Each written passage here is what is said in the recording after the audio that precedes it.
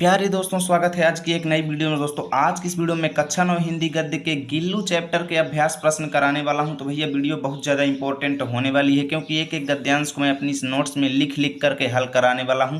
तो भैया इससे बेहतर आपको वीडियो कहीं पर भी नहीं मिलने वाली। तो चलिए बिना देरी किए हुए शुरू करते हैं और एक एक गद्यांश को आप लोगों को अच्छे तरीके से समझाते हैं, ठीक है ना। तो चलिए देखते हैं। तो यहाँ पर देख सकते हो, कहा गया है गद्यांशों में रेखांकित अंशों की व्याख्या और तथ्यपरक प्रश्नों के उत्तर दीजिए, ठीक है। तो यहाँ पर पहला गद्यांश देखो क्या दिया गया है। सोन जूही में आज एक पीली कली लगी है, उसे देखकर अनायास ही उस छोटे जीव का स्मरण हो आया जो इस लता की सघन हरितिमा में छिप कर बैठता था और फिर मेरे निकट पहुंचते ही कंधे पर कूद कर मुझे चौंका देता था। तब मुझे कली की खोज रहती थी, पर आज उस लघु प्राणी की खोज है। तो यहाँ पर देखो, यहाँ से लेकर के यहाँ तक यानी पूरे गद्यांश में ही रेखांकित अंश दिया गया है, ठीक है ना। तो यहाँ पर देखो पहला क्वेश्चन क्या कहा जा रहा है, उपर्युक्त गद्यांश का संदर्भ लिखिए। तो संदर्भ कैसे लिखना है चलिए मैं आपको नोट्स में बताता हूँ। देखो यहाँ पर सबसे पहले आप लोगों को एक तरफ गद्यांश जिससे शुरू होता है, जैसे सोन जूही में एक तरफ आपको लिखना है और लास्ट के दो शब्द खोज है ऐसा आपको लिख देना है, ठीक है। फिर डैश डैश कर देना है। उसके बाद संदर्भ आपसे पूछा जा रहा है, तो पहला नंबर डाल के संदर्भ हेडिंग लिख देंगे और लिखेंगे प्रस्तुत गद्यांश हमारी पाठ्य पुस्तक हिंदी के गद्य खंड में संकलित एवं महादेवी वर्मा द्वारा लिखित गिल्लू नामक पाठ से अवतरित है। ऐसे आपको एग्जाम में लिखना है। उसके बाद देखते हैं अगला क्वेश्चन, रेखांकित अंशों की व्याख्या कीजिए। तो देखो यहाँ से लेकर यहाँ तक रेखांकित अंश है। तो पहले मैं आपको बुक में समझाता हूँ, फिर उसके बाद अपनी नोट्स दिखाऊंगा।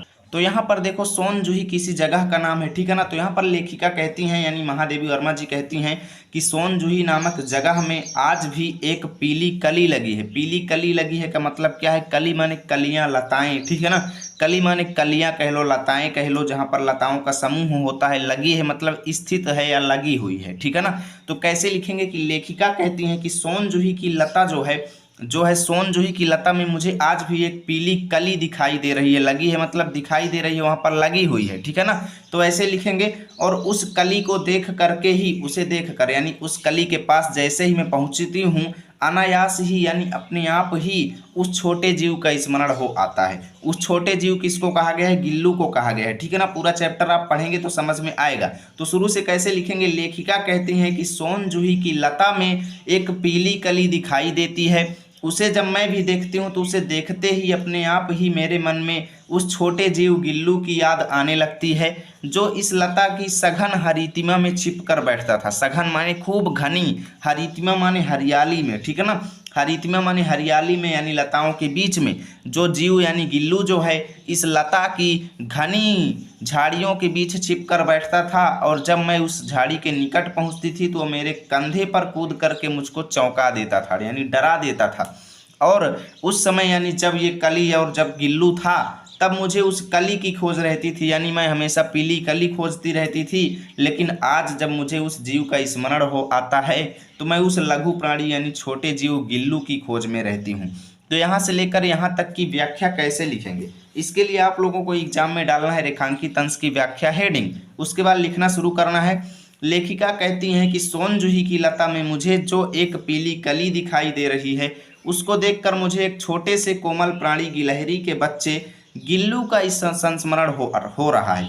जिस प्रकार लताओं के बीच उसकी कली छिपी हुई है, ठीक उसी प्रकार गिल्लू भी उस लता में छिप कर बैठता था। जब मैं लता के निकट कलियों एवं पुष्पों को लेने जाती थी तो लता के बीच छिपा हुआ गिल्लू मेरे कंधे पर कूदकर मुझे अचानक चौंका देता था। उस समय मैं कली को खोजने में लगी रहती थी, पर आज मुझे छोटे प्राणी गिल्लू की खोज रहती है, ठीक है ना। ऐसे आपको लिख देना है पूरे रेखांकित अंश की व्याख्या यानी पूरे गद्यांश की व्याख्या यहाँ पर लिखना है। गिल्लू को कहाँ समाधि दी गई, आप पूरा गद्यांश पढ़ लें तो कहीं पर आपको नहीं मिलेगा। तो इसका आंसर कैसे लिखेंगे, भाई जहाँ पर गिल्लू था वहीं पर उसको समाधि दी जाएगी, है ना। तो इसको कैसे आप लोग बना करके लिखेंगे, देखिए आप लोग लिखेंगे गिल्लू को सोन जूही की लता के नीचे समाधि दी गई, ऐसा आपको लिखना है, ठीक है ना। गिल्लू को सोन जूही की लता के नीचे समाधि दी गई, ऐसे आपको लिख देना है।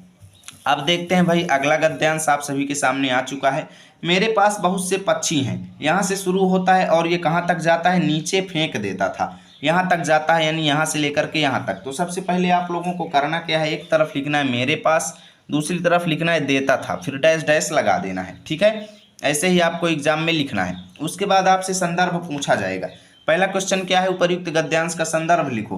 तो संदर्भ तो भैया पूर्ववत लिख देंगे, है ना, क्योंकि जैसे मैंने पद नंबर यहाँ पर गद्यांश नंबर 1 में मैं जैसा संदर्भ बताया हूँ सेम आपको यहाँ पर भी लिखना है, इसलिए मैं बार बार उसको नहीं लिखा हूँ। यहाँ पर मैं पहला ऑप्शन डाल के संदर्भ लिख के पूर्ववत लिख दिया। इसका मतलब है कि गद्यांश नंबर 1 की तरह यहाँ पर आप लोग लिख लेना। उसके बाद देखो अगला, रेखांकित अंशों की व्याख्या कीजिए। तो देखो यहाँ से लेकर यहाँ तक रेखांकित अंश है, तो हम केवल यहाँ से यहाँ तक की व्याख्या लिखेंगे, पूरे की व्याख्या नहीं लिखेंगे, फालतू टाइम बर्बाद नहीं करना है। तो कैसे लिखेंगे, देखो लेखिका कहती हैं कि उनके पास यानी लेखिका के पास बहुत सारे जीव जंतु हैं, पशु पक्षी हैं, मतलब बहुत सारे जीव जंतु हैं और उनका मुझसे लगाव भी कम नहीं है। यानी कि बहुत सारे जीव जंतु पशु और पक्षी हैं जिनका लेखिका के साथ बहुत ज़्यादा लगाव है, लगाव कम नहीं है, इसका मतलब बहुत ज़्यादा लगाव है, ठीक है ना। परंतु उनमें से किसी को मेरे साथ मेरे थाली में खाने की हिम्मत हुई है, परंतु उनमें से किसी को मेरे साथ मेरे थाली में खाने की हिम्मत हुई है ऐसा मुझे स्मरण नहीं आता।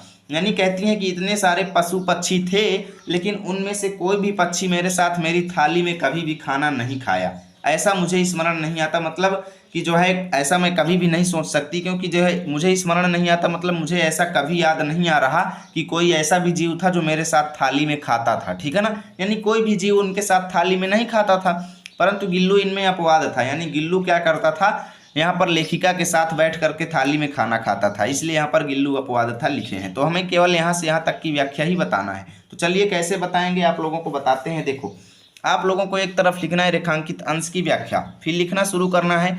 लेखिका कहती हैं कि मेरे पास बहुत से पशु और पक्षी हैं, सभी के साथ मेरा असीम लगाव है, लेकिन किसी को मेरे साथ मेरी थाली में खाना खाने की हिम्मत नहीं हुई।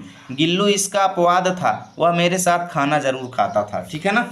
ऐसे आपको लिखना है। गिल्लू को क्या बेहद पसंद था, तो आप लोग यहाँ पर पढ़ेंगे काजू उसका प्रिय खाद्य था, यानी गिल्लू को काजू बेहद पसंद था, ऐसे आपको लिख देना है। अब चलो चलते हैं अगले गद्यांश पर। तो देखो मित्रों अगला गद्यांश है, मेरी अस्वस्थता में वह तकिए पर सिरहाने बैठकर अपने नन्हे नन्हे पंजों से ये मेरे सिर और बालों को इतने हौले हौले सहलाता रहता कि उसका हटना एक परिचारिका के हटने के समान लगता। गर्मियों यहाँ से शुरू होकर के कहाँ तक जाता है, ठंडक में भी रहता, ठीक है ना। तो आप लोगों को वैसे ही लिखना है। देखो मैं आप लोगों को बता देता हूँ, एक तरफ लिखना है मेरी अस्वस्थता, दूसरी तरफ में भी रहता, ठीक है ना, फिर डैश डैश कर देना है। संदर्भ आपसे पहला क्वेश्चन में पूछा जाएगा तो पूर्ववत लिख देना, यानी गद्यांश नंबर 1 की तरह। उसके बाद अगला क्वेश्चन है रेखांकित अंश की व्याख्या कीजिए। तो देखो रेखांकित अंश कहाँ से कहाँ तक है, यहाँ से लेकर के यहाँ तक। तो यहाँ पर लिखेंगे लेखिका कहती हैं कि जब मैं दोपहर में काम करती रहती, यानी जब मैं दोपहर में बिजी रहती थी, अपने घर के कामों को निपटाने में लगी रहती थी, तो गिल्लू ना बाहर जाता ना अपने झूले में बैठता। यानी गिल्लू भी मेरे साथ साथ लगा रहता था, वह बाहर भी नहीं जाता था और ना ही वो झूले में बैठता था। उसने मेरे निकट रहने के साथ गर्मी से बचने का एक सर्वथा नया उपाय खोज निकाला था। लेखिका कहती हैं कि गर्मी में गिल्लू मेरे साथ रहना चाहता था और रहने के साथ ही ठंडक में भी रहने के लिए वह एक बहुत ही अच्छा नया उपाय सोचा था, नया तरीका निकाला था। वह मेरे पास रखी सुराही पर लेट जाता था, यानी लेखिका जो जहाँ पर वो अपना काम कर रहती थी उसके पास ही सुराही जो रखी रहती थी उस पर वो लेट जाया करता था और इस प्रकार वो लेखिका के भी समीप रहता था, यानी लेखिका के भी पास रहता था और ठंडक भी उसको मिल जाती थी, यानी दोनों काम उसका हो जाता था। तो यहाँ से लेकर के यहाँ तक की व्याख्या कैसे लिखेंगे वो चीज़ भी आपको चलो बता देते हैं। तो यहाँ पर आप लोगों को हेडिंग डालना है रेखांकित अंश की व्याख्या और लिखना है लेखिका कहती हैं कि गर्मियों में जब मैं अपने लिखने पढ़ने में व्यस्त रहती थी तो गिल्लू ना बाहर जाता और ना ही अपने झूले पर जाता था, वह सदैव मेरे करीब ही रहता था। गिल्लू गर्मी से बचने के लिए मेरे पास रखी सुराही पर लेट जाता था, इस तरह वह एक पल भी मुझसे अलग नहीं होता था और ठंडक में भी रहता था। अगला क्वेश्चन देखो, गिल्लू गर्मी से बचने के लिए किस पर लेट जाता था, तो सुराही पर लेट जाता था। सिंपल सा आंसर लिखना है, गिल्लू गर्मी से बचने के लिए सुराही पर लेट जाता था। तो यहाँ से आपका पूरा चैप्टर खत्म होता है। उम्मीद करता हूँ वीडियो अच्छी लगी होगी। प्लीज़ वीडियो को लाइक और शेयर जरूर करें ताकि रोजाना की ऐसी वीडियो अब तक सबसे पहले पहुँचे।